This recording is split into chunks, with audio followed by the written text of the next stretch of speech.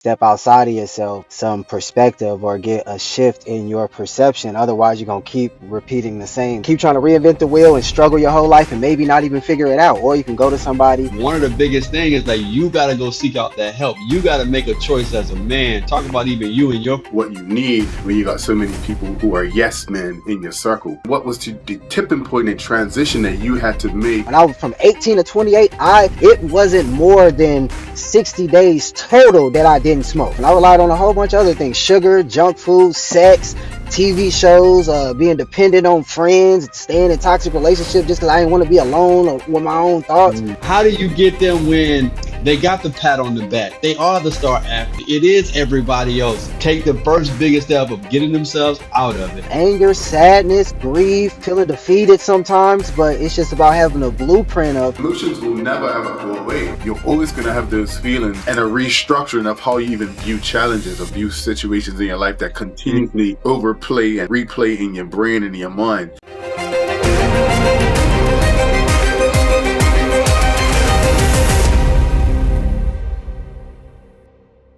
What's up, family? It's another great episode of the Boy Man King podcast. I'm your host, Coach Crump, and I'm with my main man, my co-host Chizzy. Say what's up to the people.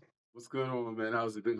How's everybody doing today, man? I'm glad to be here, man. It's good to have Man, you guys. man, I'm blessed, man. I'm blessed, bro. Just had some chips, you know what I'm saying? Just landed off the plane, and I am with none other than a special guest. Y'all know him on Instagram. The man has been blowing up, having conversations about mental health and relationships. We have none other than the guy, Chris McBride, in the building. Say what's up to the people, man. hey, what's up, everybody? I appreciate y'all having me. Thank you. What's going on, Yeah, bro? man. Yeah, so Chris, man, I first want to say, man, I'm proud of you, man. You know what I'm saying? Like we had a good connection a couple years ago, I feel like now. And when the student is ready, the teacher will appear. Man, as much as you was doing in your space, you kind of said, hey man, I want to get some game. You joined my coaching program. And man, I see your life 18 months later, man. It's like a whole 360 that happened in your business and your personal life.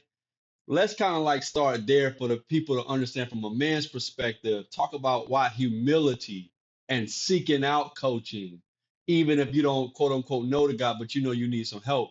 Talk about why that was so important for you in your journey. I was just talking to a friend of mine, one of my mentors, and object in motion will stay in motion until it's met with an outside stronger force. And so it's like that's kind of how our thoughts work. We build momentum with it. And it's like if you always do what you always done, you're gonna always get what you've always got. So it's like sometimes you gotta step outside of yourself and get some perspective or get a shift in your perception. Otherwise, you're gonna keep repeating the same cycles over and over again. It's like we don't gotta reinvent the wheel. That's really why I believe one of the reasons why God gave us the ability to have perspective, to be able to simulate, to be able to have those things in our minds. So I think that's a you could, you know what I'm saying, keep trying to reinvent the wheel and struggle your whole life and maybe not even figure it out. Or you can go to somebody who has the answers, and then just streamline your particular process, man. My relationship with my son's mom was tumultuous. I remember the first time I had talked to Crump offline. We had a great first live and all that. And when I talked to him offline, and I just kind of, he started prying a little bit in regards to what I was dealing with. He was like, "Bro, you seem homicidal a little bit. Like you gotta deal with that. You gotta judge." And I remember I just started reading. You told me to read Matthews, and I remember just that kind of soothing my spirit a little bit and calming me. And then I remember you introducing me to that concept, inside the box, outside the box. And honestly, that revolutionized the relationship that I had with my son's mom. And now we have a beautiful co-parenting relationship. It's we can all be around each other in regards because like I'm married now, so my wife and her and we can all be there for my son. And because before that we was doing separate birthday parties. We was doing separate. My son would never even see me and her together when I first met you. And through that mentorship and through that counsel and all that, like I said, now me, my wife, and my son's mom will go on a field trip with my son together. And it's joy. We laughing, we having fun, we kicking it, it's everything. We do a we've had a joint birthday party since then and all that stuff now for the first time in my son's life. And I can just see the joy in him when he finally gets to see us together. So that's what mentorship has done. Yeah, Chizzy, I give it to you too, man. Talk about from a man perspective, like men as it relates to their mental health, like one of the biggest things is like you got to go seek out that help. You got to make a choice as a man. Talk about even you and your, as a mature man, as an achieving man, as a respectable man, to say, you know what, I'm going to go get the help I need to get, and I'm gonna do the work I need to do. Kind of talk about over these past couple of years, like what's stopping men from doing that? Like help us out here. Yeah, I think, for me personally, I think one of my biggest downfalls is that when you are charismatic, when you have the gift of gab, when you have some accolades, some numbers, some letters behind your name, and you've kind of had your own shoulders patted or back patted over the years, that tends to build a sense of I know it all, and you as we call it, you lack a little bit of humble pie that you might need to eat to get to that place where you recognize your blind spots and you need to really evaluate how you're showing up in different spaces. And I think for a lot of men, especially high functioning men who and esteem themselves in certain spaces, it's hard to really evaluate what you need when you got so many people who are yes men in your circle. Um, I know, Mm, during my journey, being at school, being, having success in the nonprofit space, Crump, the work that we've done in the community in yeah, for Bermuda, sure. but that was a challenge for me. It was a challenge really being able to look outside of myself, evaluate my own blind spots, and say, "Listen, man, as Chris Mm, said, like you, in order for you to get a different result, you got to do something different." So that's the definition of insanity, and I think that's where a lot of men struggle because they're not they fail to recognize their own blind spots. One, and the vulnerability of evaluating self doesn't exist in a lot of men that we see day in and day out because society projects a certain imagery and a certain ideal and a certain persona that men have to occupy and live in that prohibits their ability to just look intrinsically for whatever they need to progress through this life. I know, I've had that experience. All of us have had that experience, but Chris, I'm gonna throw it back to you because you're a man of the McBride Institute now, right? I'm gonna go back a little bit because it's important to understand how we go from where we were to where we are and we want to go. So I kind of want to throw it back to you and ask you to frame it a little bit about what it was like and what was the tipping point and transition that you had to make back then to the man that you are now and the kingship that you're into in the future. Talk a little bit about that for us. I grew up with a lot of insecurities, a lot of emotional pain, and like in a toxic or dysfunctional background to a certain degree, with just different family members. And so I had a lot of internal challenges. And I remember just wanting my father there. My father wasn't really around like that when I was younger. We have a great relationship now, but he wasn't really like that when I was younger. So mm, I just had a lot of just things that I was dealing with internally, and I wasn't talking to anybody about it. To this point, I was just keeping it inside, mm, but I was just masking it through what I thought, I people wanted me to be. Whether it was my father, I mm. didn't see my father a lot, but every time I seen him, he was just with different women. So I'm thinking I got to get a high body count. So if you talk to people who knew me, when I was 18, 19, 20, it's like Chris was the one with all the females. Chris ran it up. That was his main thing. He had literally the pick of the litter, and but I'm unconsciously trying to seek my father's approval and get my father to like me and want my father to come Mm. around and all that stuff like that. And so it's just, and then I just started being very self-destructive. I think I was suffering from nihilism throughout my whole life. You know what I'm saying? Guys have a BA. They don't have a PhD, brother. You know what I'm saying? Like we got the fundamentals. So just for our listeners and our audience and our own edification, brother, nihilism. What does that mean? Nihilism is basically the concept of when you feel you don't have purpose in life, or you feel like your life doesn't have meaning, or like the future doesn't matter. You basically become self-destructive in the present. You don't give no thoughts to the future at all because you don't feel like you're gonna be here. You don't feel like it matters. And so even though I was like very successful in college, winning a lot of awards, I was president of my fraternity. I started an organization where the president of the university was like, "Yo, how are you getting people to show up to just intellectual conversations and just stay for 2 hours, especially your demographic? We struggling with black people and retention, and you got people willingly on their free time coming here asking if they can get these discussions accredited somehow.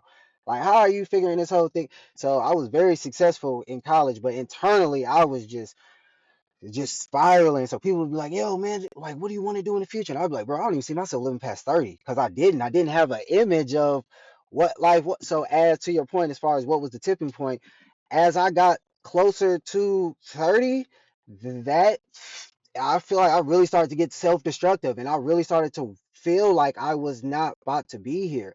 And I guess just a desire to just want to live just kind of kicked in, and I was like, I got to start doing the work. I got to start addressing this pain. I got to stop masking it with just always wanting to have sex or just smoke weed. Like, granted, I still smoke weed to this day, you know what I'm saying? But I smoked weed today. I'm not gonna lie, I'll be very vulnerable about it. But what I can say is it's a different relationship with it. When I was from 18 to 28, it wasn't more than 60 days total that I didn't smoke. Like, I relied on it just to pacify myself. And I relied on a whole bunch of other things: sugar, junk food, sex, TV shows, being dependent on friends, staying in toxic relationships just because I didn't want to be alone or with my own thoughts. Mm. But as this stuff just started to build and build, as I got closer, and at 28 was the tipping point, I just started addressing all my pain. I had to deal with my dad issues. I had to deal with why I was so hyperly sexual. I had to deal with a lot of burnt bridges that I had, being just so emotionally numb and Mm. borderline narcissistic to a certain degree. I was very avoidant, so I didn't mind ghosting you or cutting you off or whatever it was. So it's like I had to deal with that, calling all those people, addressing them, owning my stuff. You know what I'm saying? Then addressing all the people that I felt had hurt me and getting that out of my spirit and getting that. And I wrote a list, literally, who I got to apologize to, who do I got to forgive. And one by one, I just called and owned up to it. Yo, was there anything I ever done that, you know what I'm saying, you felt like that I hurt you in some type of way that ain't never got addressed or that's still unresolved? I want to give you the space to just say it. And I just owned up to it. Or if I knew a certain instance, I was just like, yo, when I did this, but when I never apologized for it, I want to own up to it now because that was wrong. And that freed up. I mean, I got so many just close relationships now that would have just probably stayed away. Like I said, with my father, me people see me and my dad now and think that we just grew up that, and it wasn't like that. You know what I'm saying? I met my dad's dad one time in my life. You know, so like he see with my son every other week or every week. You know what I'm saying, of my son's life. And my son's 3.5 now. He done met, so we didn't change the trajectory of it all, but that's what it was. It was just I started feeling like I was not about to be here, and I wanted to live. I wanted to have kids. My brother got 6 kids already. I didn't have none. My brother's been married. I wanted to be married. I just wanted to do things, and so I just had to heal. Yeah, and you done a great job, man. And we say a quote here, it's not my fault, but it is my responsibility. You're like a walking embodiment of, look, hey, all these situations wasn't directly because of me, but I'm going to take the initiative. I'm going to write everybody's name down. I'm going to call everybody. I'm going to reconcile to myself. I'm going to address my diet, my womanizing, my little boy issues. I'm going to go do that. But before we get there, Chris, you got your situation, you're married.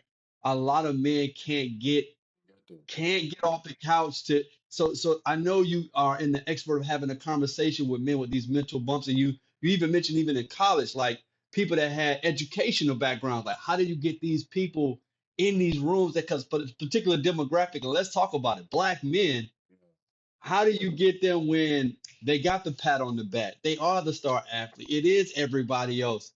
Like, how do men who are in this thing, wrapped around in this thing, dealing with it, how do they consciously take the first biggest step of getting themselves out of it and addressing it and getting the help that they need to change or reconcile the situation? Like, what is that? What is the first thing somebody has to do in that space? I would say just own it. Just be honest about it. And it's something that Jeremy Anderson says all the time.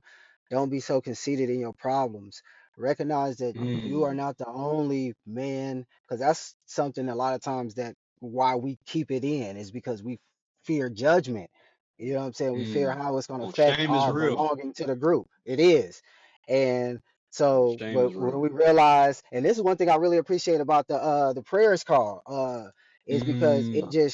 it just shows you, as you just hear different conversations, you hear different men talk, you're just like, damn, okay, I'm going through that too. Okay, yeah, I'm not alone in that. You know what I'm saying? I ain't even talked to nobody about that particular problem, but then it randomly came up on the call, and now I'm just like, okay, okay. So it's just like just being okay with not being perfect, not being invincible, recognizing that, you know, God doesn't make mistakes. So the full gradation of emotions is cool. Like, it's no bad thing to it. Now, again, you don't want to just dwell in certain emotions. You don't want to just act out of certain emotions, but merely feeling them in and of itself isn't a bad thing. I tell people you want to be kind of like an ocean bank. An ocean bank ain't gonna hold on to nothing. You know, the tide comes in when it wants to, and then the tide goes out, and then that's how it should be with our emotions. But when we try to resist, what resists persists, and that's why it's just holding on to us. But recognizing that it's just a signal, and if we can just still ourselves long enough to just recognize what is this trying to indicate to me, and Yeah. then make the necessary shifts within yourself and within your life, then you'll start to realize that these emotions aren't a bad thing. But keep it inside because and it's not blame, it's just honestly, most of our parents hid processing emotions. You know, we caught blow ups, you know what I'm saying, and we caught breakdowns because they can't really control those. But most of the time, they want to put the kids out the room through, you know, if they're sad or if they're really angry or if they, you know, and have the. And because we don't see this growing up, we tend to think that as we start to feel the inevitable emotions of life, something's wrong with it.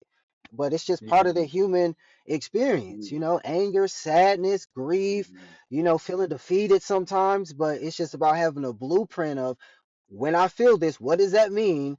Being able to accurately process the situation and not put limiting meanings to certain situations. That was really my thing where I put so much negative meanings to everything that I experienced. It was because of me. I was the type of person that just drew these things. Nothing good happened to me. People always betray me. Women always leave me. Women are. And as a result of the meanings I kept putting to things, I just kept attracting these things. So yeah, I think it's, man, we just got to slow down, recognize there's nothing wrong with the emotions, figure out what it's trying to tell you, make the necessary adjustments, and then just move along with it. Be that ocean bank. Let it come, let it go. There's a lot of depth that comes with identifying emotions, and most times we see the byproduct of an unmet need or an unmet emotion. So anger and violence is a byproduct, could be is an end result of disappointment or shame or Mm. resentment or childhood traumas that you experience. And I think once you start to connect the behaviors with the emotion, that's when the real change and the therapy, and that's when men can really start to identify how they show up in spaces, because the emotions will never ever go away. You're always going to have those feelings. You're always going to feel sad and angry and all the emotions that we go through day in and day out. But it's being able to identify in certain situations how that emotion and that behavior are aligned, and what can you do in the trajectory so that you get a different outcome. So instead of being anger and turns into violence, instead of becoming angry and now becoming violent, now your anger turns to, all right, I have a therapeutic Mm. approach to how I now direct that anger in a way that's beneficial to get the outcome that I'm looking for. And I think, you know, a lot of men struggle in that space of being able to see the pathway from cause to effect. You know what I mean? And I think in what we do and what Chris does and what we do here, we try to bridge the gap between the two so that men can actually see that there's causality between all of these things that take place in our lives. And when you go back in hindsight and you're able to evaluate the emotion and the disappointment, and whether it's father not being around or being abandoned by a relationship or a parent or whatever you feel, not feeling involved in a process as a young person or feeling isolated. Once you're able to identify that, this is almost like a light bulb moment for men who have those experiences, and you can't even go back to the old way. And as we talk about all the time, Crump, you have a yearning to even be around people and be in spaces that nurture that mindset and nurture there's newfound experiences that we've had because it's like no Hmm. other once you have those aha moments, you know? And I love that even we talking about if you have the thought, right, which Hmm. creates the feeling, which generates the behavior, which has an outcome for the circumstance, for whoever's involved. Hmm. And I want to free men, and Chris, I know you do a really good job of this, of freeing men. If you struggle with like I didn't never want this outcome, this behavior, or this feeling, but I got these thoughts, or I got these feelings. That's okay too. Not just to have them, Yeah. but that you struggling with the process of, either one of them. Like, man, I don't even want to have that thought, or I We don't even all want to do, have bro. that feeling. But what I want us to free, like I literally was like today when I landed, I was like, yo, I gotta call my coach because I'm struggling with a thought. Like, Yeah. why does this thought keep coming up? You talked about being vulnerable and transparent. I was like, yo, I gotta go to the pros, man. For whatever reason, this keeps coming up, and I don't want this. I don't want get this off of me because it's on me now and it's bothering me. You know what I mean? And so I really want to share to our public, like I have a counselor who's my go-to. She's amazing. I have my coach, I have a marriage coach, I have a business coach, and then I have a couple of mentors. But like when I struggle in a space, like I reach out to them, and because you never arrive, you always evolve. We talk about this on the pod, like the journey continues. Really want a free man who like, man, but I got over that, or got married now, or I gotta. You never stop being human. And so I just want to free men and talk about, Chris, some of the things you do with men who struggle from that thought process, the feeling, the behavior, the outcome. Talk about what some of the things you've been giving people to help them when they come to these different spaces. So two things is submodalities and anchors.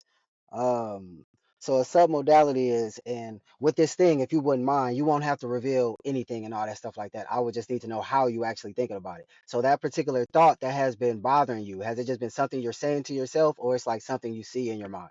Don't tell me what it is, Um, but just is it a verbal or is it like visual? Visual. It's It's definitely visual. visual.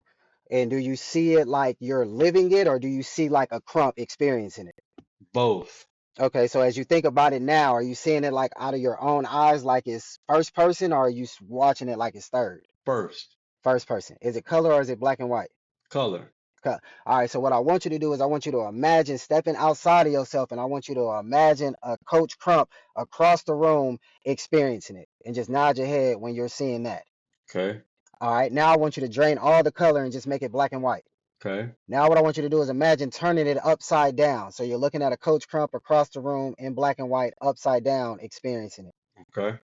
Now make it smaller, and as it gets smaller, make it get further and further in the distance till it's like a little dot in the horizon.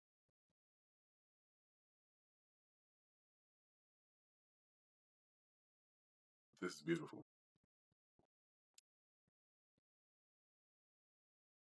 Okay. Now imagine God coming through with like a flamethrower and burning up the last little emotional remnants. And just let me know when the smoke clears.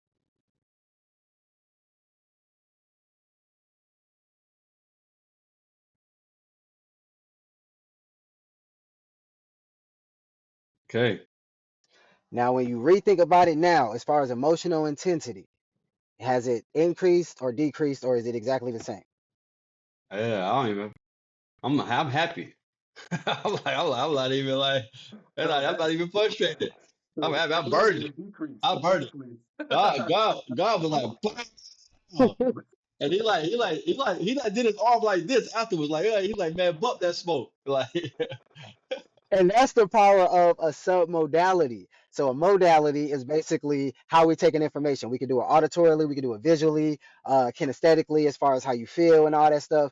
But then the submodalities is within. So yours was visual, and within the visual spectrum, if you're seeing it as if you're reliving it, it's called excitation transfer. Our brain can't tell the difference between what we vividly imagine and an actual experience. So when you're seeing it first color, first person, like you're reliving it in your mind and it's in color, your nervous system is oh going to no. respond every time you think about it like it's really happening in real time. So it can increase your heart rate, it could cause you to start sweating, it could cause all these things because your nervous system is taking it as it's actually happening. But when you Mm. step back and you see a crump over there, it's called disassociation. You're fully associated if you see it in first person. You're disassociated if you watch it as an observer. And then, so it's like when we had the CDs back in the day, and you would get it, and it would have the circles on it. That was the patterns of how you got to, track 7, track 6, whatever your favorite song was. But when we scratched them, we would skip, and if we kept scratching, we couldn't even get it to play no more. That's what it is when we just did with. So stepping outside of yourself and watching yourself experience, that's a scratch. Making it black and white is a scratch. Turning it upside down is a scratch. Making it small is a scratch. Moving it back is a scratch. Having God come through with a flamethrower is a scratch. Now you can't get to track 7 no more. Whatever that fit, you can't get to it. It's scrambled now. It's a whole different feeling. And the good thing about submodalities is I don't have to know the content. That's what so many of us struggle with. I don't even know what you were dealing with. I just have to know how you thought about it. And then we tweak the structure and it changes the feeling. Listen, that's called a mic drop, man. That's called a mic drop. Chizzy, you got to give the final thoughts, and then we're gonna have them. I don't have nothing to say. Yo, Chizzy, final thoughts. I'm just gonna say I embrace that process because me as a learner in this space, and I'm a newbie burning baby in this space as much as work we do.